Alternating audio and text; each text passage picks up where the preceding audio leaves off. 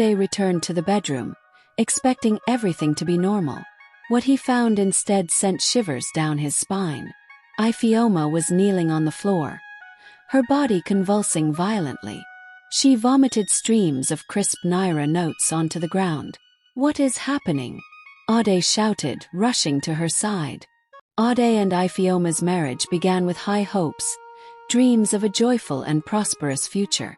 Their love was undeniable, and they believed their union would weather any storm. But soon after their wedding, the storm arrived. Ade lost his job, and months of fruitless job searches had drained their finances and his confidence. Their once loving home became a place of constant quarrels, with unpaid bills piled high and tension lingering in the air. Ifeoma, once warm and affectionate, grew cold. She withheld intimacy, her frustration boiling over one evening when she yelled, "How can I share my body with a man who can't even put food on the table? I'm starving, Ade. Not just for food but for a life worth living." Her words cut deep, leaving Ade feeling like a failure.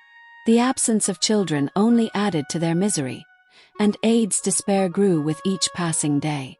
One evening, after another failed job application, Ade met his childhood friend Kunal at a restaurant. They sat in a quiet corner, Ade nursing a bottle of water he couldn't afford to replace with a meal. Kunal listened as Ade poured out his frustrations. "I don't know what to do anymore," Ade confessed, his voice trembling. "Ifeoma looks at me like I'm nothing. She's even stopped letting me touch her. I can't live like this." Kunal leaned in, his tone conspiratorial. "Ade, I've been there. My wife almost left me too. But I found a way out." Ade frowned. "What kind of way?" Kunal's voice dropped. "There's a spiritual man who helped me. Paige. He's not one of those frauds, the ones who take your money and give you nothing. This man knows what he's doing. He turned my life around. Now I have a good job, a happy wife, and everything I prayed for." Ade was skeptical. "And what did he ask for in return? What's the catch?" Kunal smirked. "That's something you'll find out when you meet him. The question is, how badly do you want to fix your life?" Ade stared at the table, torn between doubt and desperation. Finally he sighed. "All right. Take me to him." The next day, Kunal brought Ade to Baba Age's small, dimly lit home. The scent of incense hung thick in the air, and strange objects lined the shelves. Baba Age, a frail-looking man with piercing eyes, listened silently as Ade explained his situation. When Ade finished, Baba Age spoke. "I can help you, but you must be willing to do what it takes. Are you ready?" Ade hesitated but nodded. "Yes." "What do I have to do?" Baba Age handed him a small bottle filled with a dark liquid. "Each night, mix a small amount of this into your wife's drink. After you make love to her, you must urinate inside her while she sleeps. She must never know. Afterward, clean her carefully. Follow these instructions exactly, and your life will change." Ed's stomach turned. "That's insane." Baba Age's expression remained calm. "Do it or leave. The choice is yours." Ade stormed out, disgusted. But that night, after another explosive argument with Ifeoma, her cutting words ringing in his ears, "You're useless, Ade. Useless." He felt trapped. He realized he had no other options. The next day, he returned to Baba Age and reluctantly accepted the bottle. However, Ade knew the ritual would be impossible as things stood.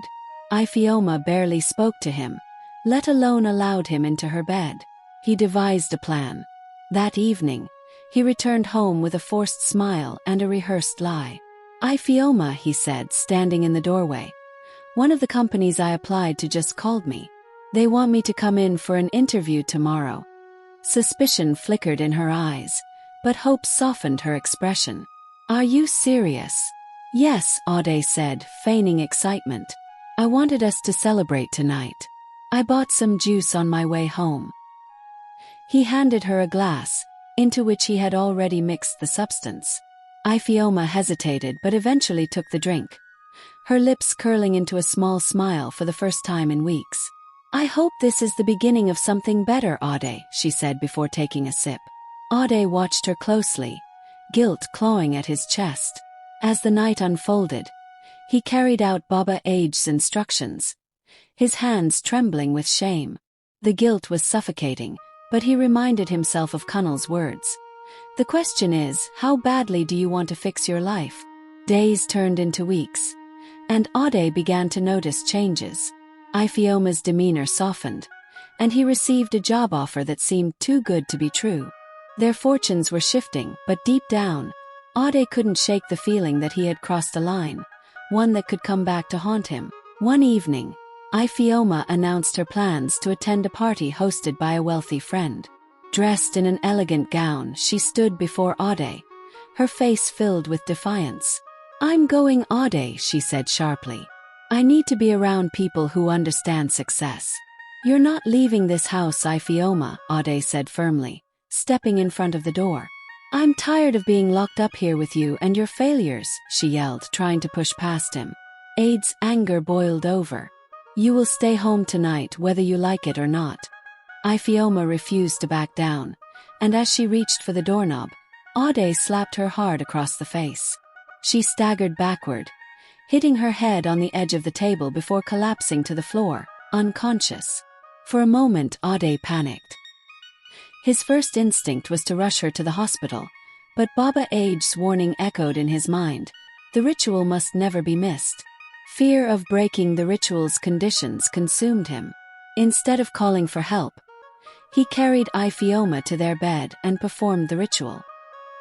He justified his actions, telling himself it was all for their future. The next morning, Ade returned to the bedroom, expecting everything to be normal. What he found instead sent shivers down his spine. Ifeoma was kneeling on the floor, her body convulsing violently. She vomited streams of crisp Naira notes onto the ground. "What is happening?" Ade shouted, rushing to her side. Ifeoma's body trembled, her eyes wide with terror. But what terrified Ade more was the sound, a piercing, otherworldly cry that filled the room. It was so loud and unnatural that it felt like it was coming from everywhere at once. The air grew cold, and the cries intensified, drowning out Ifeoma's own sobs. Ade stumbled backward in shock, watching as Ifeoma clutched her stomach and vomited more wads of cash, each bill soaked in blood. The cries grew louder, shaking the walls of the house. Ade couldn't take it any longer. Grabbing the cash, he wrapped Ifeoma in a blanket and rushed her to the hospital. The doctors managed to stabilize Ifeoma, but she remained unconscious. Ade, desperate to pay for her treatment, handed the bloodied cash to the hospital staff. To his horror, the cash had transformed into dry leaves before their eyes. The humiliation was unbearable, and Ade begged for time to pay the bill. Determined to find answers, he returned to Baba Age's shrine. The Baba sat in silence as Ade recounted the horrifying events. His voice trembled as he described the cries and the vomiting money. When he finished, the Baba's piercing gaze met his, filled with disappointment. "You have beaten the spirit of wealth," Baba Age said coldly. "The ritual was sacred. By striking your wife, you broke the bond with the spirit. It is angered, and now you must face the consequences." "What does that mean?" Ade stammered, his voice shaking with fear. The Baba's tone grew even colder. "The blessings I gave you are now curses. Your wife will suffer as the vessel of the spirit's wrath. And you will pay the ultimate price. There is no undoing what you have done." Ade dropped to his knees, tears streaming down his face. "Please, Baba, tell me how to fix this. I'll do anything." But the Baba shook his head. "You made your choice. Now you must face the consequences." The curse unfolds. When Ade returned home, the horrors only intensified. Ifeoma, though alive, was a shadow of herself. She grew weaker by the day, her once bright eyes now hollow. Every few hours, she would begin to vomit money again, each episode accompanied by the same piercing cries that shook the house. At night, shadows moved in the corners of the room, and faint whispers filled the silence. The oppressive feeling of being watched lingered everywhere. "You did this to me," Iphioma screamed one night, her voice filled with anguish. "You've destroyed my life, Ade." Ade's guilt consumed him. The wealth he had gained now felt like a curse, and every corner of their once beautiful home seemed to mock him. One night, Ade woke to find Iphioma standing at the foot of their bed. Her face was pale, her eyes glowing unnaturally. She opened her mouth, and the same piercing cry erupted, shaking the entire room. Ade clutched his ears, screaming in terror as the sound grew louder and louder. When the cries finally stopped, Iphioma collapsed onto the floor. Ade rushed to her side, but she was gone. Her lifeless body lay cold in his arms. As he sobbed uncontrollably, the shadows in the room seemed to close in on him. The whispers turned into mocking laughter, filling his mind with unbearable noise. The next morning, neighbors found Ade wandering the streets, clutching Iphioma's bloodied scarf. His eyes were vacant, his mind shattered. The curse had claimed everything: his wife, his wealth, and his sanity. Moral: the pursuit of wealth through immoral means comes with unimaginable consequences. True prosperity lies in integrity, hard work, and love, not in shortcuts born of greed and desperation.